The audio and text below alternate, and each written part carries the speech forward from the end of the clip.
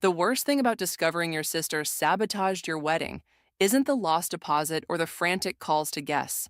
It's realizing that the person who's supposed to have your back just twisted the knife into it. I'm Roslyn, and I was standing in my restaurant's kitchen when the wedding venue called.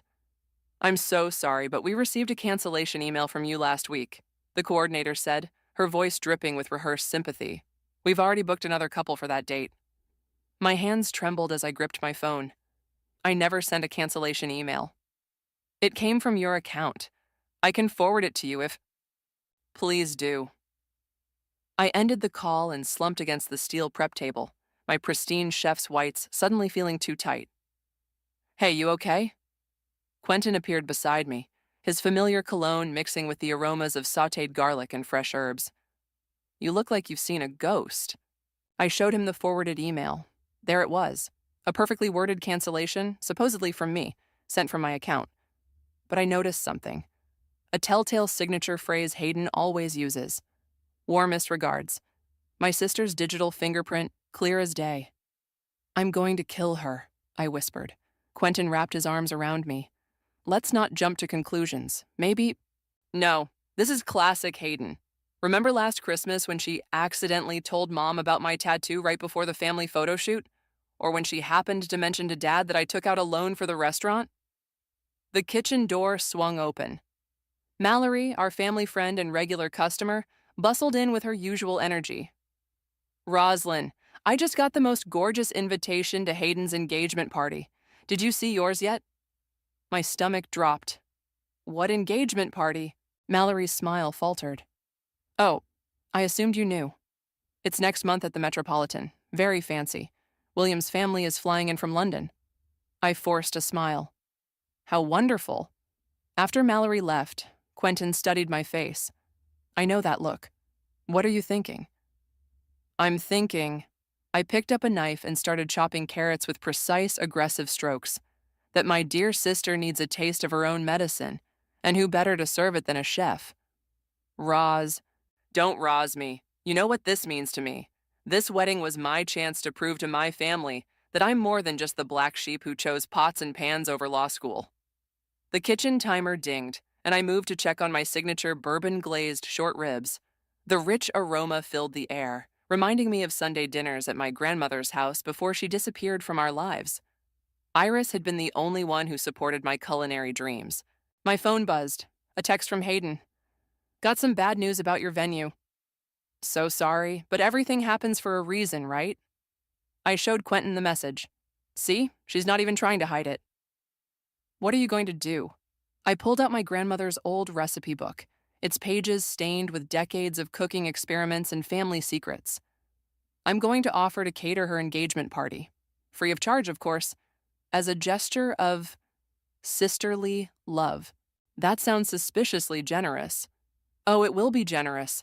I'll make sure every single dish tells a story. About our family, about Hayden, about all the little secrets she thinks nobody knows. The kitchen door swung open again, this time revealing my mother, Violet. Roslyn, darling, I just heard about the venue.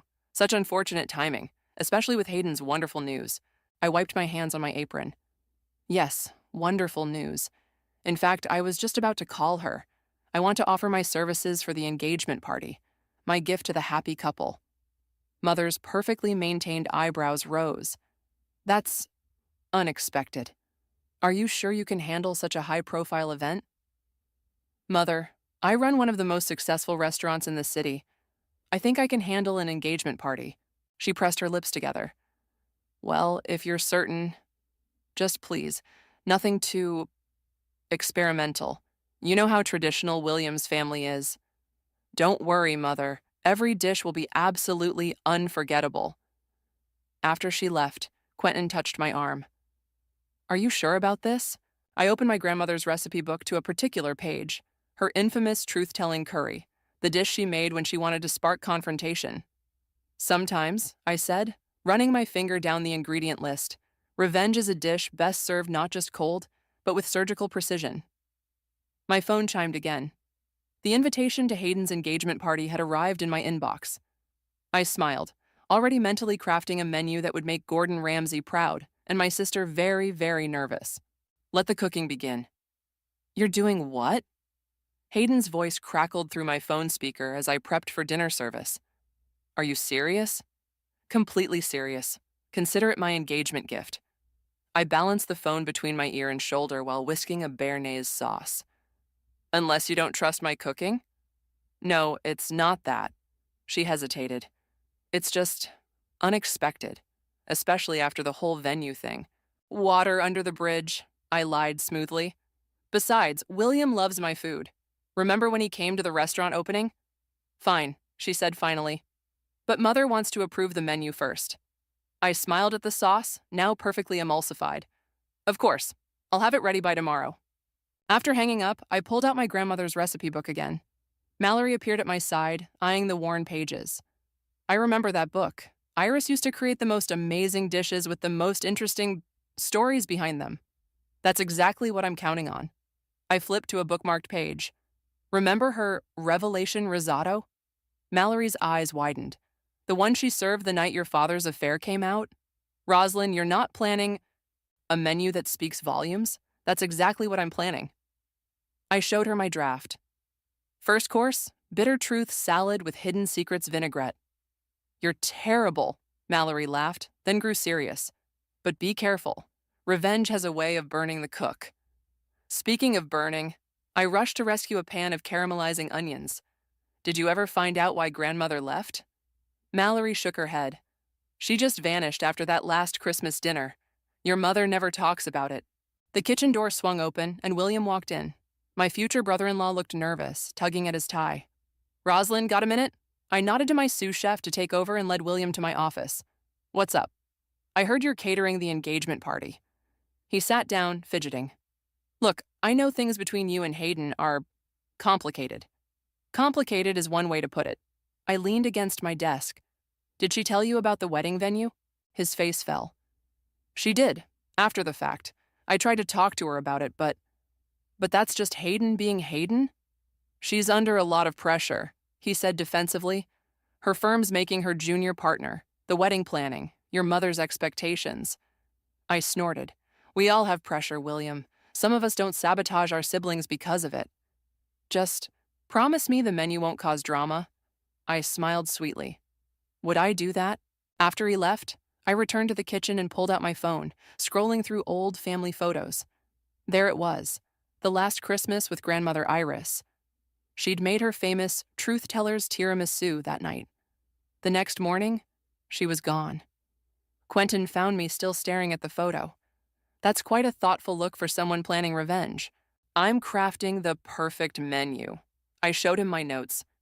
Each dish represents a family secret or scandal. The appetizer, stuffed mushrooms just like the ones served the night Hayden crashed Dad's car and blamed it on me. The soup, a recreation of the bisque from the dinner where Mother announced she'd lost grandmother's inheritance. Roz, Quentin touched my shoulder. Maybe instead of serving revenge, you could try serving forgiveness?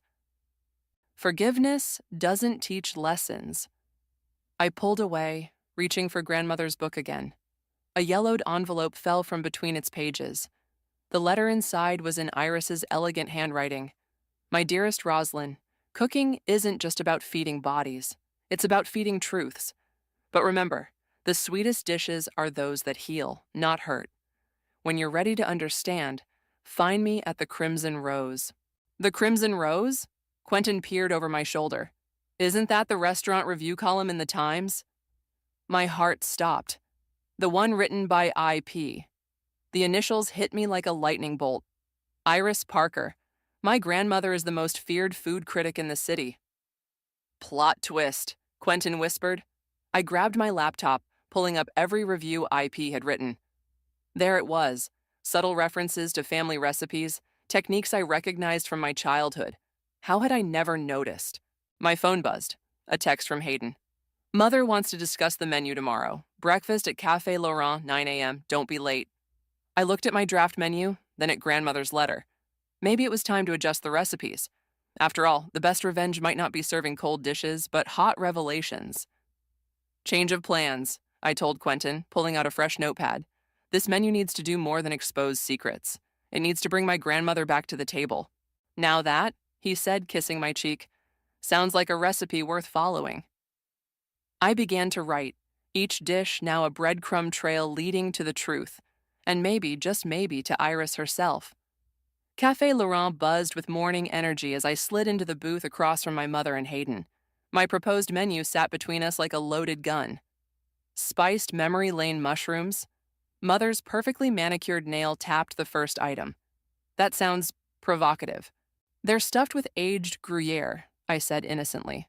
The same kind we had that night Hayden took Dad's Mercedes for a joyride. Hayden's coffee cup clattered against its saucer. That was years ago. The statute of limitations on lying never expires, sis. Girls, Mother warned, scanning the next item. Truth and consequences, bisque? Roslyn, what exactly are you trying to do here? Create a memorable menu. Isn't that what you wanted? A waiter appeared with fresh coffee. As he poured, I noticed his name tag, IP. My heart skipped. He was older, with silver hair and familiar eyes that crinkled at the corners. He winked at me before disappearing. The main course, Mother continued, oblivious. Grandmother's secret recipe rack of lamb. With her special herb crust. I watched her face carefully. You know, I found some interesting letters in her recipe book. Mother's hand trembled slightly. That old thing? I thought I told you to throw it out.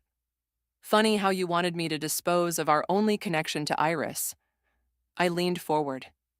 Tell me, Mother, why did she really leave? This isn't the time or place. She stood abruptly. Modify the menu, make it less personal. Hayden, come along. As they left, the silver-haired waiter returned. More coffee? No, thanks. But you can tell my grandmother her disguise needs work. He smiled. I'm afraid you're mistaken, miss.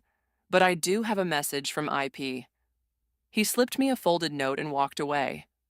The paper felt heavy in my hands. The truth, like a good souffle, rises best when given proper time and temperature. Tomorrow, 3 p.m., the Crimson Rose office. Back at my restaurant, I threw myself into menu testing. Each dish needed to be perfect, both in taste and message. The mushrooms sizzled in the pan, their aroma bringing back memories of that night 12 years ago. I swear, Dad, Rosalind took the car. Hayden had cried, her designer dress torn and muddy. I tried to stop her. Dad had believed her. He always did. Those smell amazing, Quentin said, entering the kitchen. But you look troubled. I found grandmother, or rather, she found me. I showed him the note. I'm meeting her tomorrow. Are you ready for what she might tell you? Before I could answer, William burst through the door. Roslyn, we need to talk. About? Hayden's been crying all afternoon. She says you're trying to ruin her engagement party. I handed him a spoon of the bisque. Taste this. He did, his eyes widening. It's incredible. That's grandmother's recipe, the one she made the night she confronted Mother about stealing her inheritance, money that was meant for both Hayden and me. William sat heavily on a prep stool. What inheritance? Exactly. Mother never told us. But I found the letters. Grandmother left each of us a trust fund for our dreams. Mine for a restaurant, Hayden's for law school. But Hayden's parents paid for law school. Did they? Or did they use her trust fund and hold it over her head ever since? Understanding dawned on his face. That's why she's so desperate to please them. The kitchen door swung open again. This time it was Mallory, holding a magazine. You need to see this. The new Crimson Rose review just dropped. I grabbed it, scanning quickly. It was a review of my restaurant, written with intimate knowledge of my techniques. The final line made my heart stop. Like her grandmother before her, this chef understands that every dish tells a story. Some stories, however, are still waiting to be told. My phone buzzed. A text from an unknown number. The souffle is rising, dear one. Are you ready to learn why history repeats itself in your family? I have to go, I said, grabbing my coat. Quentin, can you handle dinner service? Where are you going? William called after me. To get some answers, and maybe... I paused at the door to find out why my sister really sabotaged my wedding. The spring air hit my face as I stepped outside. Tomorrow at 3 p.m., I'd finally face my grandmother. But tonight I had recipes to perfect. Each one needed to be more than just delicious. They needed to be keys unlocking decades of family secrets. Because something told me that Hayden's betrayal wasn't just about sibling rivalry. It was about a pattern, a cycle of lies and manipulation that started long before either of us was born. And I was going to break it, one dish at a time. The Crimson Rose office was exactly what you'd expect from the city's most feared food critic. Minimalist, elegant, and slightly intimidating. But instead of my grandmother, I found an empty desk and another note. The engagement party starts in an hour. Time to serve some truth. I rushed to the Metropolitan where my team had already set up. The appetizers were arranged perfectly, each mushroom cap a tiny bomb of revelation waiting to explode. Everything's ready, Quentin said, adjusting his tie. But are you sure about this? Before I could answer, Mother swooped in, examining the displays. The mushrooms looked different than what you described. Special recipe, I smiled. Dad's favorite, actually. From that night Hayden borrowed his car. Mother's face tightened. Ancient history. Is it? Because I have some fresh history to discuss, like how Hayden accessed my email to cancel my venue. Lower your voice, she hissed. Guests are arriving. They were indeed. London's elite mixing with New York's finest, all here to celebrate my sister's engagement. William's family arrived in a cluster of perfectly tailored suits and posh accents. The first course went out. I watched from the kitchen door as Hayden bit into a mushroom, her eyes widening in recognition. She excused herself from the table and made a beeline for me. That filling, it's exactly like the ones grandmother made that night? Yes, funny how taste can bring back memories, isn't it? Stop it, she whispered. This is my engagement party. And that was my wedding venue. William appeared behind her. Everything okay? Your fiancé was just about to explain why she sabotaged my wedding. I handed him a mushroom. Try it. It's filled with truth and consequences. He took a bite, then froze. This taste... Hayden, it's like that dinner at your parents' house when you told me about the car incident. What car incident? His mother asked, joining us. Nothing, Hayden said quickly. Oh, let me tell the story, I offered. It's about family loyalty and lies. Roslyn, please. Hayden's voice cracked. Not here. The soup course was being served. The bisque's aroma filled the air, saffron, cream, and secrets. Mother approached, her face pale. You didn't... Grandmother's exact recipe, I confirmed. The one she made the night she confronted you about the inheritance. William's father perked up. Inheritance? Don't, Mother warned. Why not? I challenged. Afraid everyone will learn how you stole your own daughter's trust funds? The room grew quiet. Hayden gripped William's arm, her knuckles white. That money was meant for our dreams, I continued. My restaurant, Hayden's law school. But you used it to control us instead. Is this true? William asked Hayden softly. She nodded, tears forming. They said I had to prove I deserved it, that I had to be perfect. Perfect enough to sabotage your sister's wedding. A new voice cut through the tension. Everyone turned.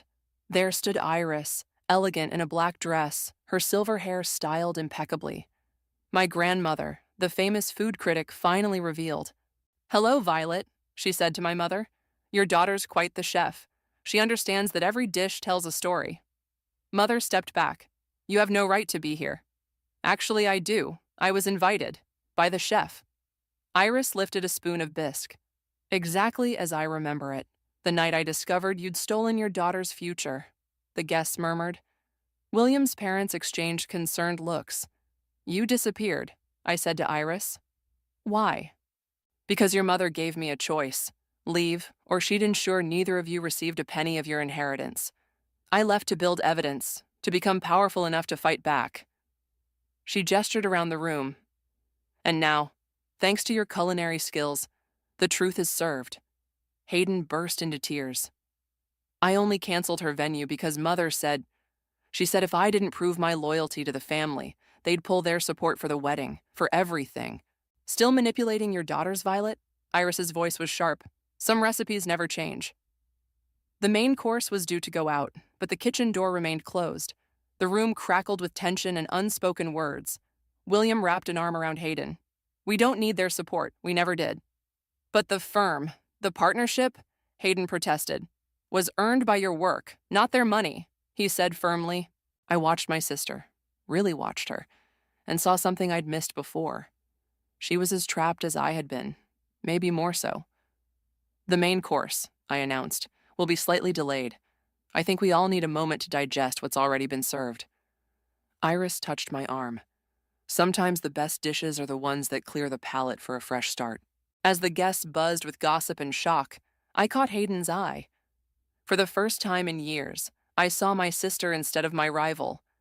And in her tear-streaked face, I saw the possibility of something I hadn't expected to find on my menu of revenge: reconciliation. I found Hayden in the Metropolitan's garden, mascara streaking down her cheeks. She sat on a stone bench, looking smaller than I'd ever seen her. The lamb's getting cold, I said, sitting beside her. Is that really what you came to tell me? No. I handed her a napkin. I came to ask why you didn't just talk to me, about any of it. She dabbed at her eyes. How could I? You were always so free. You chose cooking over law school and actually made it work. I chose what they wanted and still wasn't good enough. Free? I laughed bitterly. I worked 3 jobs to open my restaurant because Mother blocked my access to my trust fund. That's not freedom, that's survival. At least you fought back. I just gave in, over and over. William appeared with 2 glasses of wine. Thought you both might need these. He sat on Hayden's other side. Your grandmother is quite something. She's in there giving your mother the dressing down of a lifetime. Good, I said, taking a sip.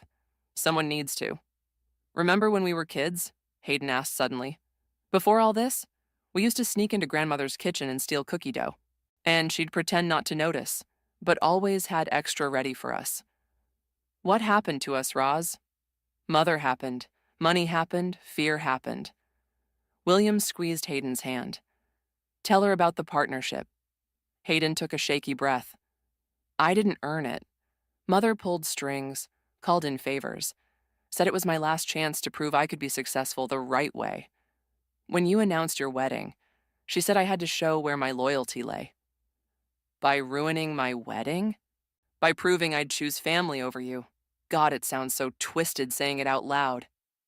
Inside, we could hear raised voices. Iris's commanding tone carried through the open windows. You stole their futures, Violet. And for what? Control? I should go back in, Hayden said, standing. Why? I caught her arm. To be the perfect daughter again? How's that working out? I don't know how to be anything else. Yes, you do. William stood. You're an incredible lawyer, Hayden. Not because of your mother's connections, but because you work harder than anyone I know. He's right, I admitted. Remember that pro bono case last year? The family about to lose their restaurant? You fought for them because you believed in it, not because Mother approved. Hayden's phone buzzed. Mother calling. She stared at it, then declined the call. That's a start, I said. I'm sorry, she whispered. About the venue, about everything.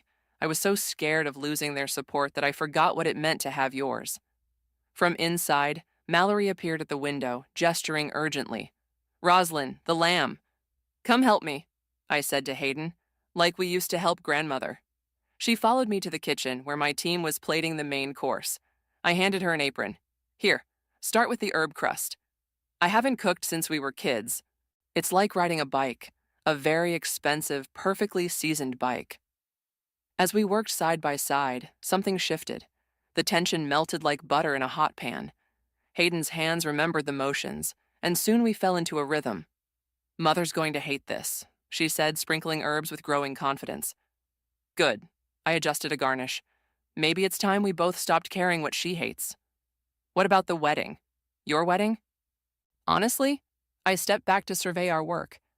I'm thinking of eloping. Just me, Quentin, and a really great meal. Can I come? The question hung in the air, fragile as a souffle. I looked at my sister, really looked at her, and saw past the perfect makeup and designer dress to the girl who used to sneak cookie dough with me. Only if you help cook, she smiled, a real smile this time. Deal. We carried the plates out together, a united front for the first time in years. Iris watched us with knowing eyes as we served each guest. Just like old times, she murmured as we passed.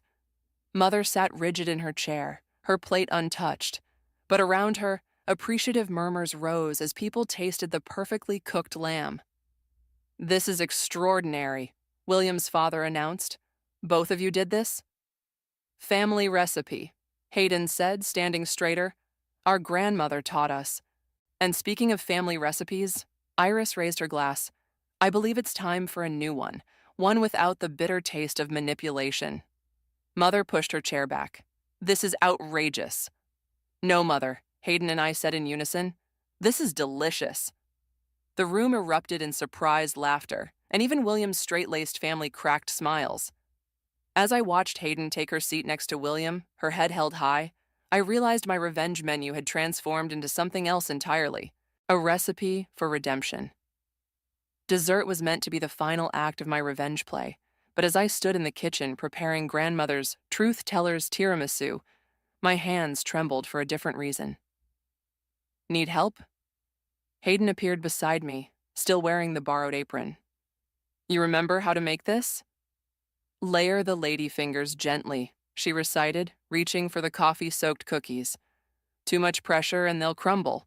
Just like family secrets," Iris said, entering the kitchen.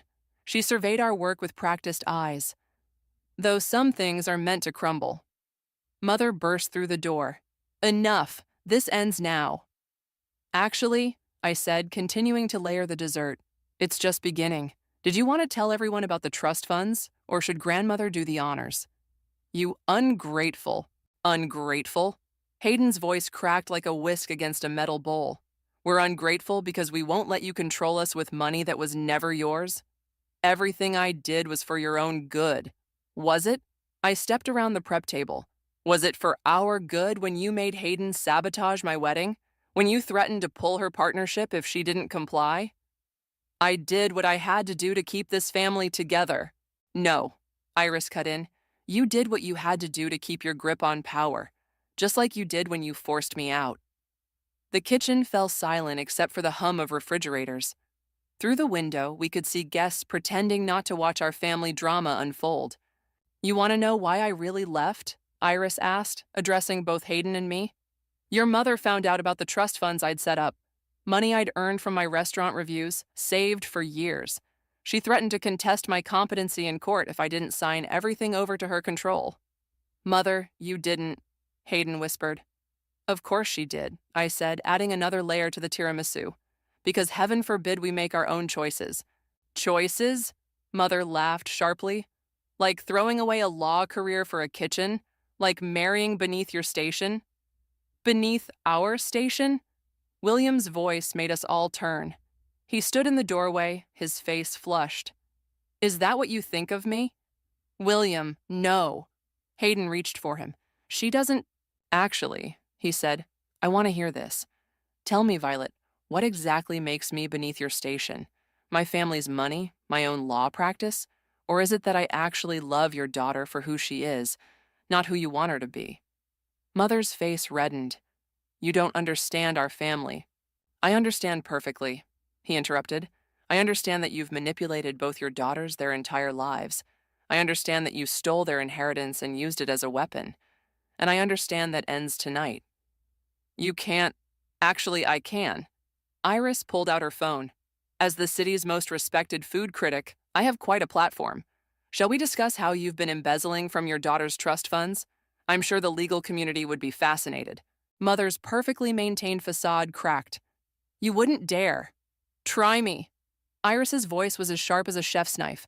"I've spent years documenting everything, building my reputation, waiting for the right moment. And thanks to Rosalind's brilliant menu tonight, that moment has arrived. I finished the final layer of the tiramisu with a dusting of cocoa powder. Dessert's ready." "You can't serve that," Mother protested. "Watch me." I lifted the first plate. "This is grandmother's recipe, the one she made the night she discovered your theft. Seems fitting to serve it now, don't you think?" Hayden grabbed serving plates. "I'll help." As we moved toward the dining room, Mother called out, "If you do this, you'll both be cut off, completely." Hayden paused, then turned back. "You can't cut us off from money you never had the right to control." She pulled off her engagement ring. "And you can't control who I marry either. William and I will have our own wedding, our own way." With my catering, I added, winking at my sister. And my blessing, Iris said firmly. We pushed through the kitchen doors together, carrying truth and tiramisu to the waiting guests. Behind us, Mother stood frozen, her power melting like chocolate in a double boiler. William's mother rose as we entered. Everything all right? Better than all right, William said, taking a plate. We're finally serving honesty for dessert. As the guests tasted grandmother's famous tiramisu, I watched their faces. Each bite seemed to unlock another layer of understanding, of recognition that they'd witnessed something profound. To new beginnings, Iris raised her fork, and to my granddaughters, who finally learned that the sweetest revenge is living well. Hayden squeezed my hand under the table. Think we can cook together again sometime? Definitely, I said. But next time, let's skip the family drama and just make cookies. Deal, she smiled. Though I have to admit, revenge tastes pretty sweet. That's not revenge you're tasting, Iris corrected. That's freedom. The morning after the engagement party, my restaurant's phone wouldn't stop ringing. Word had spread about the dramatic dinner, and suddenly everyone wanted a taste of the infamous menu. Table for two under the name William, my hostess called out.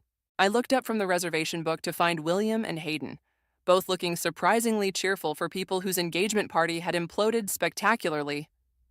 Please tell me you're not here to yell at me, I said. Actually, Hayden pulled out a folder. We're here with a proposition. We sat at my favorite corner table, the morning sun streaming through the windows.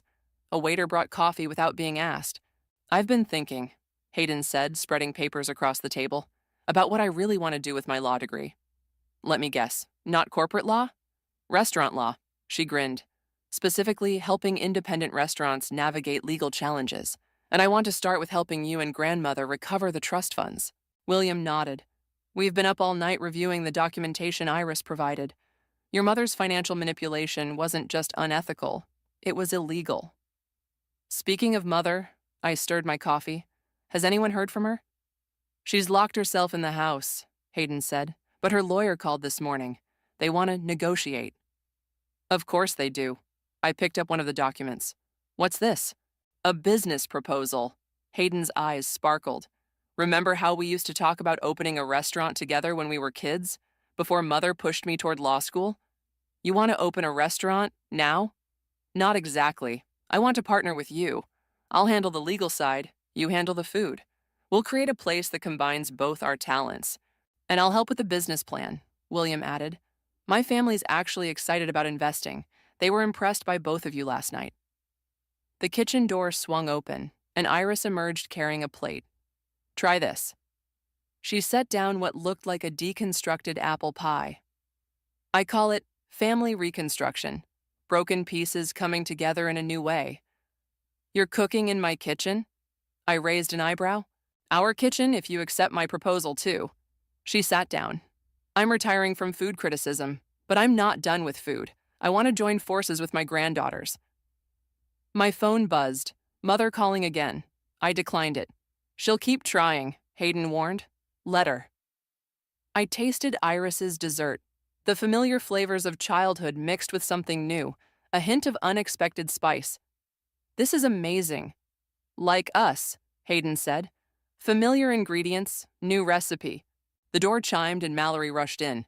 Have you seen the Times? Iris's final review just dropped. She thrust the paper at us. There, in bold print, A Tale of Two Sisters. How family drama created the city's most exciting new culinary experience. You reviewed the engagement party? I stared at Iris. I reviewed the truth, she corrected, and announced my retirement.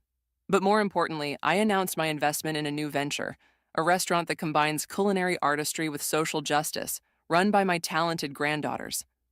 You're going to help fund it? Hayden asked. With my own money this time.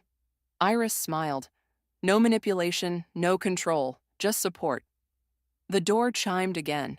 Mother stood there, looking uncharacteristically disheveled. Well, Iris said calmly, this should be interesting. Girls, Mother stepped forward. We need to talk. About what? I stood. About how you stole our futures, or about how you tried to control us with money that was never yours? About making this right. She pulled out a check. I've transferred everything back to the trust funds, with interest. Why now? Hayden demanded. Because, Mother's voice cracked. Because I read Iris's review. Because I saw what my actions have done to my family. Because I don't want to lose my daughters. You already lost us, I said. The question is whether you want to try earning us back. Without conditions, Hayden added. Without control. Mother looked at the apple dessert on our table, then at each of us. I don't know how to do that. Then maybe, Iris said, it's time for you to learn a new recipe. I picked up Hayden's business proposal. We're starting something new, Mother. You can either support us genuinely or watch from the sidelines, but you can't control it. We're done with manipulation, Hayden said firmly. All of us. Mother nodded slowly, then placed the check on the table. Consider this a first ingredient in a new dish, if you'll let me try. I looked at Hayden, then at Iris. They nodded. Sit down, I said finally. Have some coffee. We've got some cooking to do. As Mother joined us, I realized that sometimes the best recipes aren't written down. Sometimes they're created in the moment, with equal parts forgiveness and determination, seasoned with truth, and served with hope. The sign painter finished the last swooping letter, Truth and Time, where family recipes tell stories. Through the front window of our new restaurant, I watched the morning sun catch the gold leaf, making it shimmer. Stop obsessing, Hayden nudged me. It's perfect. Like your wedding dress? I teased. She smoothed her simple white sundress. Exactly like my wedding dress. No frills, no drama, just us. We'd transformed an old brownstone into something magical, a restaurant on the ground floor, a legal office upstairs where Hayden already had 3 independent restaurants as clients. The kitchen gleamed with new equipment, funded by our recovered trust funds and legitimate family support this time. The first guest will be here soon, Quentin reminded me, adjusting his tie. You ready? For my sister's wedding brunch, or for opening day? Both, Iris said, emerging from the kitchen with a tray of pastries. Though I'd say you've been ready for this your whole life. William arrived with his parents, who had become surprisingly strong allies. His mother hugged both Hayden and me. The place looks wonderful, and so much more meaningful than some stuffy hotel ballroom. Mother was the last to arrive, carrying a wrapped package. She'd spent the past weeks in therapy, learning to loosen her grip. It wasn't perfect, but it was progress. Before we open, she said, I want to give you both something. Inside the package was a photo album. Not the polished, perfect family portraits she used to insist on, but candid shots from our childhood, Hayden and me covered in flour in grandmother's kitchen, both of us trying on chef hats, our first attempts at baking. I forgot about these, Hayden whispered. I didn't, Mother said. I just forgot what they meant, what really matters.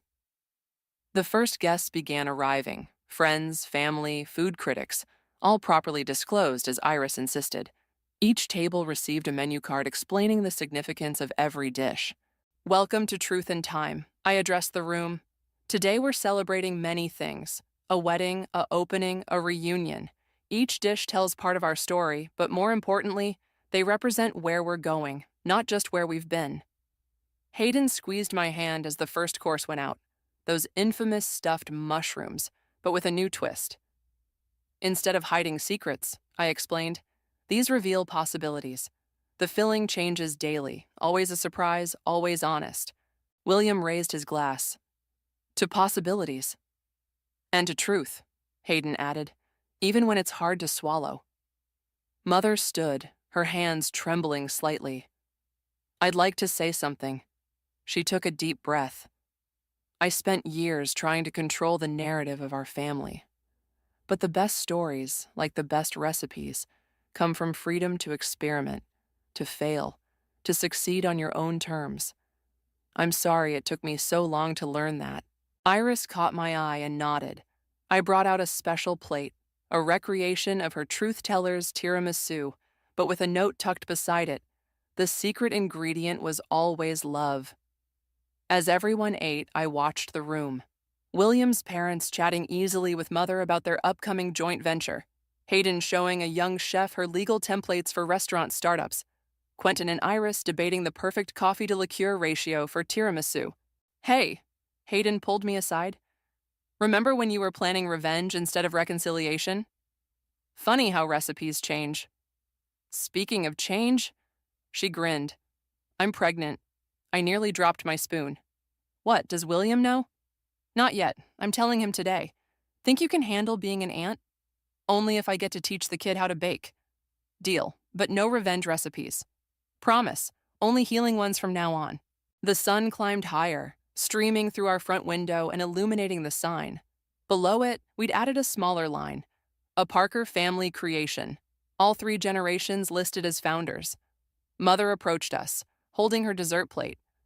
This tiramisu, it's different from before. Better? I asked. More honest, she said. Like us. Hayden hugged her impulsively. Want to hear something honest? You're going to be a grandmother. Mother's eyes filled with tears. Real ones, not the manipulative kind we'd grown up with.